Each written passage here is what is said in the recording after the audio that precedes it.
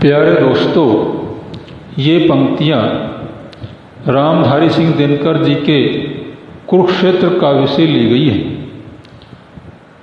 पितामह भीष्म युधिष्ठिर को समझा रहे हैं। दोस्तों, कुरुक्षेत्र काव्य के जितने भी मेरे वीडियो हैं वे सभी आपको देखने चाहिए। दिनकर जी ने बहुत ही अच्छी अच्छी बातें कही हैं। युधिष्ठिर को समझाते हुए पितामह भीष्म कहते हैं कि कानन में देख अस्थि पुंज मुनि पुंगवों का, दैत्यवध का था किया परण जब राम ने, मति भ्रष्ट मानवों के शोध का उपाय एक शस्त्र ही है, पूछा था कोमल मना वाम ने। नहीं प्रिय, सुधर मनुष्य सकता है तप त्याग से भी, उत्तर दिया था घनश्याम ने। तप का परंतु वश चलता नहीं सदैव, पतित समूह की कुवृत्तियों के सामने। मैं इसे एक बार फिर से पढ़ता हूं।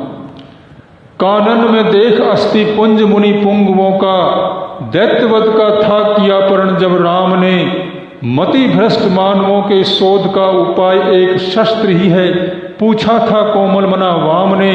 नहीं प्रिय, सुधर मनुष्य सकता है तप त्याग से भी, उत्तर दिया था घनश्याम ने। तप का परंतु वश चलता नहीं सदैव, पतित समूह की कुवृत्तियों के सामने। दोस्तों, दिनकर जी कहते हैं कि कानन में देख अस्थि पुंज मुनि पुंगवों का।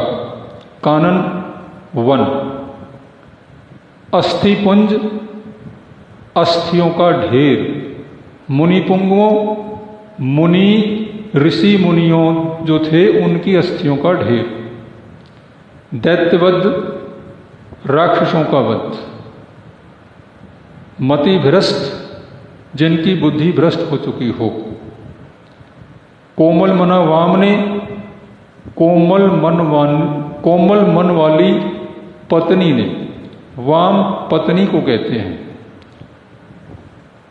घनश्याम, दोस्तों एक बात आपको बता दूं कि दिनकर जी ने यहाँ घनश्याम जो शब्द प्रयोग किया है ये भगवान राम के लिए है। वैसे घनश्याम भगवान कृष्ण को कहा जाता है, लेकिन पूरे हिंदी काव्य में रामधारी सिंह दिनकर जी ने यहाँ घनश्याम शब्द का प्रयोग भगवान राम के लिए किया है। पतित नीच, कुवृत्तियां बुरी वृत्तियां। अब इसकी व्याख्या करते हैं।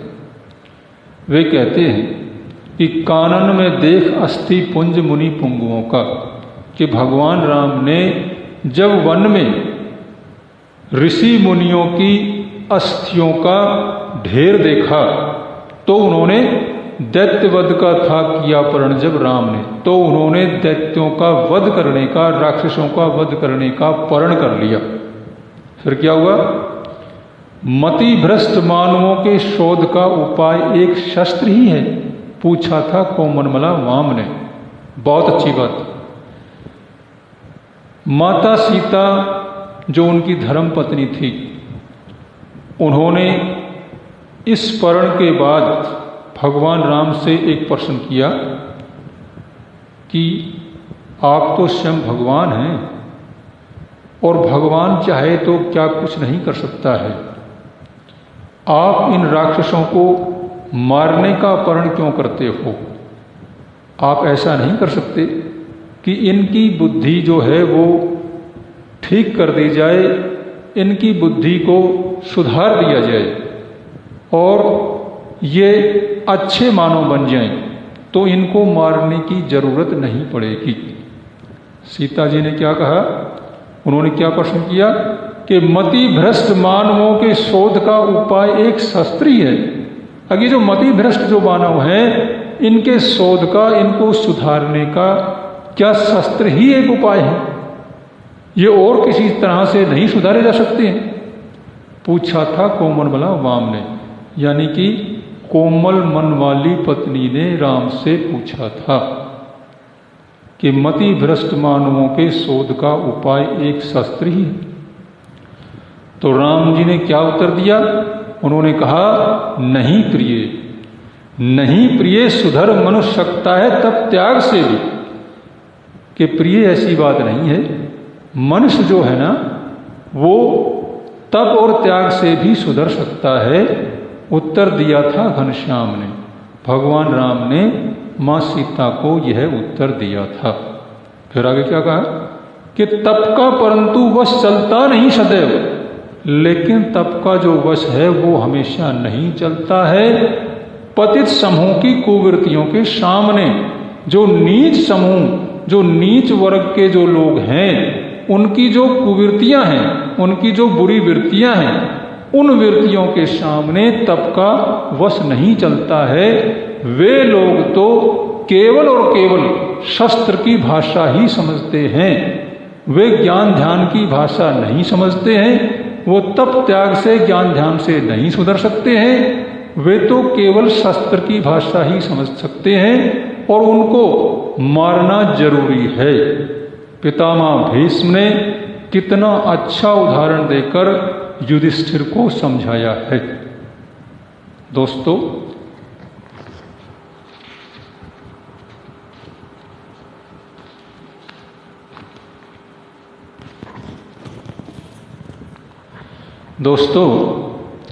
एक जगह वो कहते हैं कि त्याग तप करुणा क्षमा से भीग कर व्यक्ति का मन तो बली होता, मगर हिंसर पशु जब घेर लेते हैं उसे काम आता है बलिष्ठ शरीर ही। वे कहते हैं कि त्याग तप करुणा क्षमा से भीग कर व्यक्ति का मन तो बली होता, मगर बली मतलब बलवान, स्ट्रांग। कि ये त्याग तप करुणा क्षमा ये जो गुण हैं, इनसे आदमी का मन जो है वो तो बली हो जाता है, बलिष्ठ हो जाता है, मगर हिंसर पशु जब घेर लेते हैं उसे काम आता है बलिष्ठ शरीर ही। हिंसर मतलब हिंसक पशु, हिंसर पशु जब घेर लेते हैं उसे काम आता बलिष्ठ शरीर ही। लेकिन यदि कोई हिंसक पशु किसी व्यक्ति के सामने आ जाए और वह उसे मारने के लिए दौड़े, तो वह त्याग तप करुणा की भाषा नहीं समझ पाएगा। उसको तो बलिष्ठ शरीर से ही काबू किया जा सकता है। बलवान जो आदमी है वही उसको काबू कर सकता है, अन्यथा वह उसको मार डालेगा।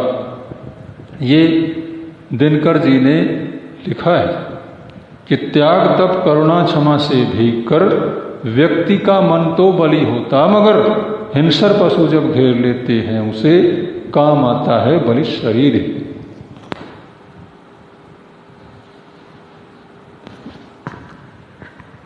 एक जगह पितामह भीष्म युधिष्ठिर को समझाते हुए कहते हैं कि सहज ही चाहता कोई नहीं लड़ना किसी से, सहज ही चाहता कोई नहीं लड़ना किसी से, किसी को मारना अथवा स्वयं मरना किसी से, नहीं दुशांति को भी तोड़ना नर चाहता है, जहां तक हो सके निज शांति प्रेम निभाता है।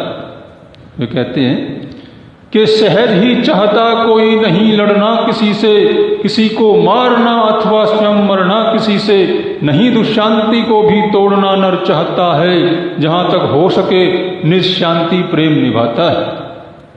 कहने का सार यह है कि एक मनुष्य जो है वो युद्ध तभी करता है जब पानी सर से गुजर जाता है, अन्यथा वह पूरी कोशिश करता है कि शांति बनी रहे, युद्ध ना हो। वे कहते हैं कि सहज ही चाहता कोई नहीं लड़ना किसी से, किसी को मारना अथवा स्वयं मरना किसी से, नहीं दुशांति को भी तोड़ना नर चाहता है, जहां तक हो सके निज शांति प्रेम निभाता है। धन्यवाद दोस्तों।